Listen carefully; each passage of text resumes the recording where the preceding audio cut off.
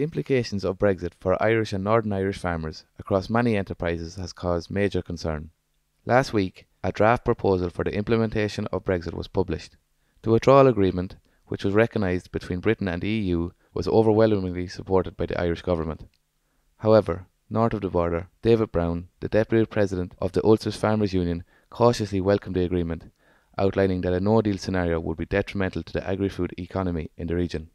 I guess at the end of the day, probably to answer the question about where we stand in relation to the agreement that has come out, you perhaps have to understand maybe a little bit of the structure, the democratic structure of the Ulster Farmers Union, in that our committees feed in people into our sectoral committees, and those committees then feed into our executive board. So when we, I suppose, have those discussions in relation to, well, at the end of the day, I guess, is a no deal an option for us? And I mean, that has been made very, very clear right throughout the structure of the Ulster Farmers Union, that no deal would be a bad scenario for agriculture and I suppose the businesses that would struggle in that situation. The idea of a hard border would have serious implications for farmers and business owners operating both north and south of the border. While all sectors would be affected, David highlighted that the sheep export market would be severely impacted. Presently, I mean, in terms of, I think probably the one that's been highlighted time and time again has been the sheep business.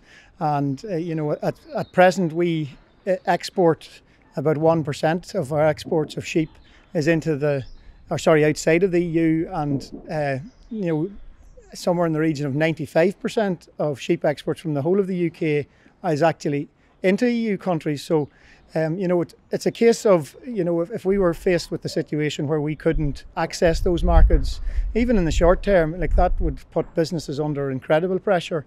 And I suppose at the end of the day, that's out wider, and even in terms of, there's something like 50% of our sheep go south of the border. Dairy produce, something like 30% of our milk. Pigs come north for slaughter. All the ducks in Ireland are slaughtered in the south of Ireland. Things that perhaps, in a wider audience, it's not until you start to dive down into those figures and realise, how much export dependent as a country and a nation we are. The Deputy President also outlined the UFU's objectives and concerns of farmers on the ground surrounding Britain's withdrawal. It'd be foolish of me to say that when we take a position it's going to be universally popular. That's not going to be the case, never would be. With 11,500 farming families that we represent, there's always going to be a variety of views.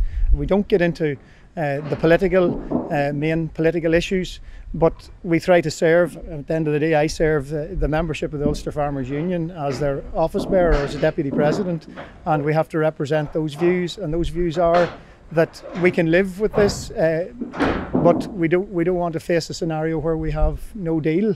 Certainly we're expressing a lot of worry about facing the possibility of no deal, because I think not alone the Ulster Farmers Union, but all of the 4 UK unions have been making it very clear all along that a no deal scenario would be the worst possible outcome for agriculture. And I guess at the end of the day, that is something that, well, again, going back to the point of making, we've had to represent the views of our membership in that respect. David finishes store lambs in conjunction with the suckler to beef enterprise. He highlighted that a no-deal outcome could mean that beef would have to compete with lower-priced products from other countries outside of the European Union.